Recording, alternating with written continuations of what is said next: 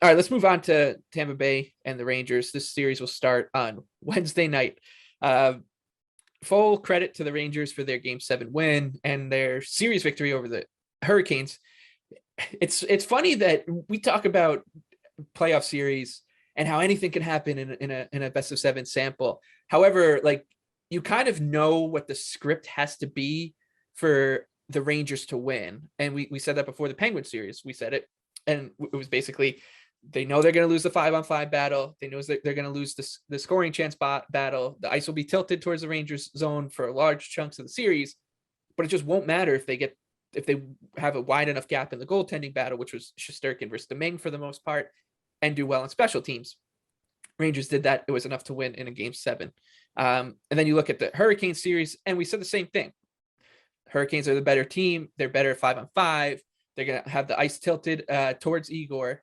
But if he outplays Antti Raanta by the margin that you need when you're talking about Igor Shesterkin versus a backup goaltender, and the Rangers get the special teams performances that they got in round 1, well, the Rangers will have a chance. And that's exactly kind of how it played out, right? Like, Carolina didn't dominate at 5-on-5 as much as I thought, and a lot of people thought they would, but it didn't really matter because the Rangers just made up for it in other areas of the game, which they can do basically better than any team in the NHL. They are totally fine, totally fine with you throwing 44 shots on Igor Shesterkin a night, as long as you take 3 or 4 penalties and allow them to get the power play goals.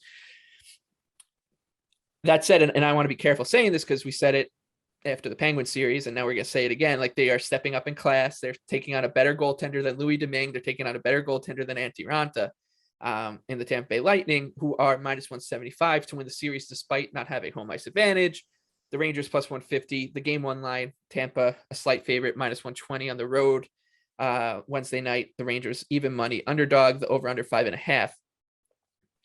This series isn't going to play out, I don't think, like we saw with Carolina and Pittsburgh.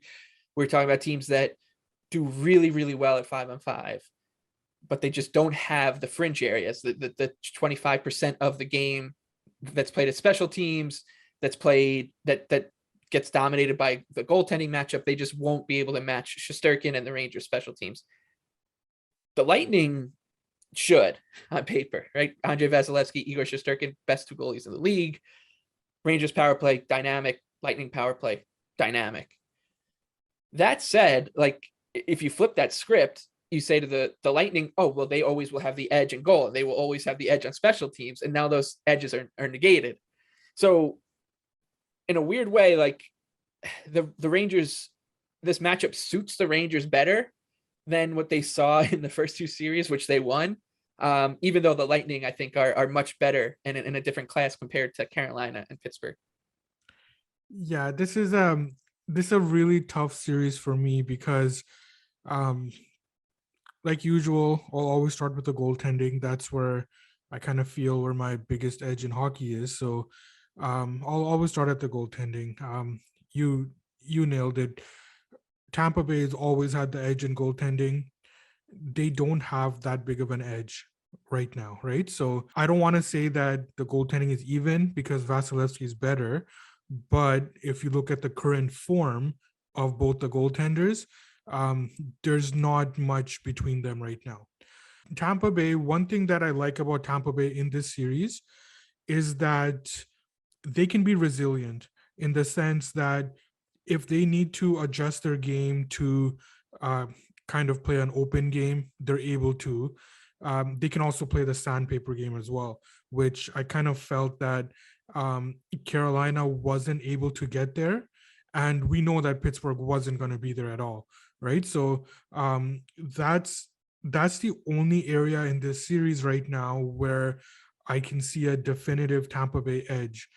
You can talk about experience and all that, but it's the ability to kind of change your game where I would give Tampa Bay an edge. And of course, we don't know about Braden Point. It's actually kind of looking like he's not going to play this whole series, which is of course a big loss for them.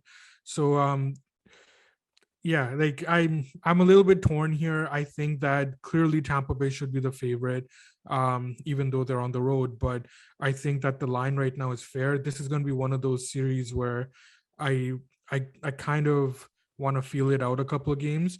That being said, if like Tampa Bay gets steamed in like the first game, I'm probably not gonna have any choice but to bet on the Rangers. Ideally, I would just want to kind of feel it out, just like how the players feel out the first couple of minutes of series.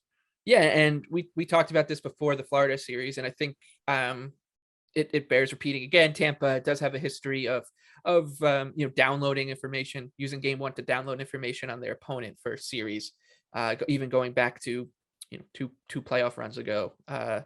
It wasn't a surprise to see them, even if they won, just to like kind of sit back and let the other team kind of show them how they wanted to play, and that's led to some not so great history in game one.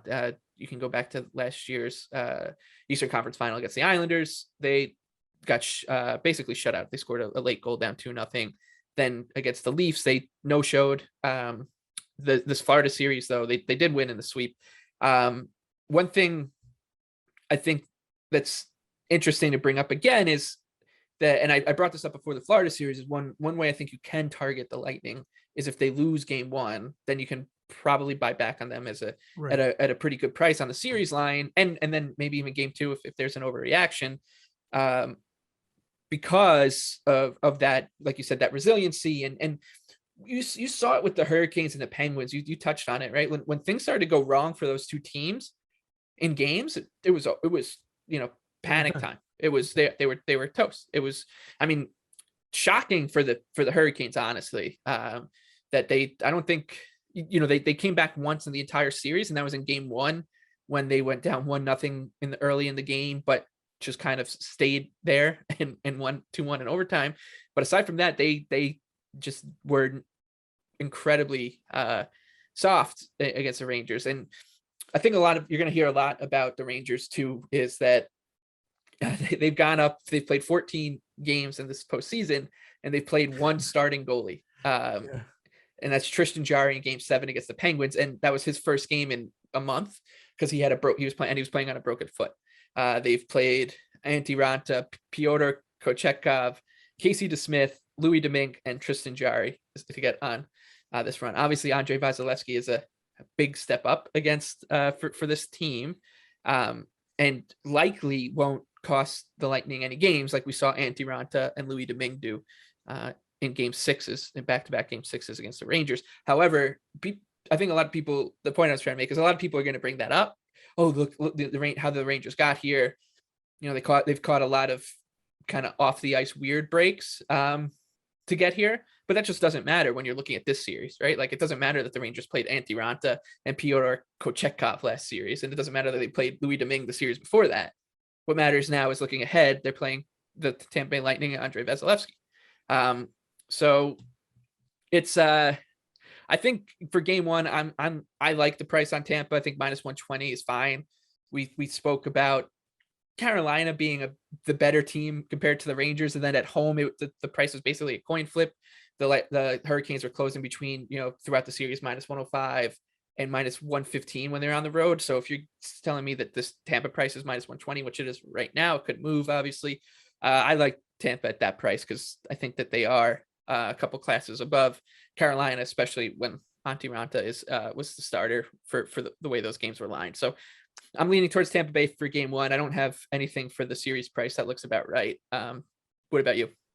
Yeah, I was just laughing when you were mentioning about the 14 games with the goaltenders, because like that just goes to show like what we've always been talking about, right? Like, playoffs are not about the better team winning, right? Like, matchups and breaks. So it's not the Rangers' fault. Like, you win the games, you play the games, and you win what you're supposed to do. So they're just getting those breaks, and sometimes that just happens, and that's playoff hockey. That's just the way it is. In terms of game one, I think that Tampa Bay might be a little short.